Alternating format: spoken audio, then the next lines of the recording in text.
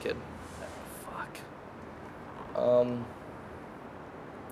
I think the first metal tape that I had was of this band called Mortal, and they were kind of like more like industrial metal, and I was maybe like 12 or 13. I think I bought that tape or whatever. But also like Believer Dimensions. Did you ever hear that band Believer? They're on I don't know.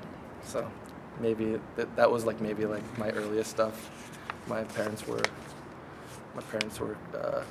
Christian, and so like I was, I guess, like trying to find like whatever metal I could at the Christian bookstore that I was allowed to go to, you know. So it's not really the coolest way to get into metal. Got my rocks off was like Propagandhi. It was my first kind of like cool punk band that I was into.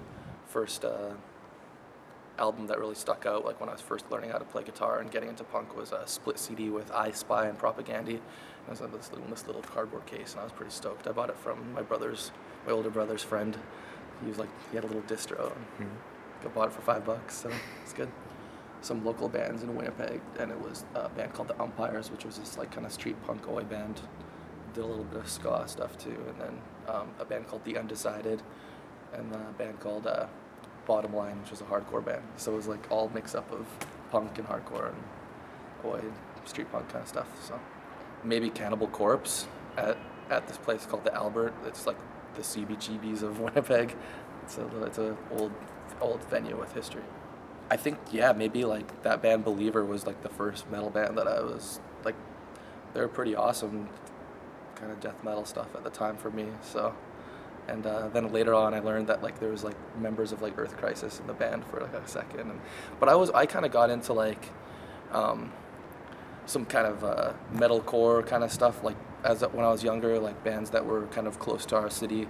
The closest American city was Minneapolis, and there was this band called Harvest, and a band called Disembodied, pretty famous, popular bands from back in that day. And so that was like kind of like some of the earlier like half metal kind of stuff that I was like really into, you know. And then when I got in high school, I got into some more thrash. There's an amazing thrash band from Canada called Razor, and Exodus, stuff like that.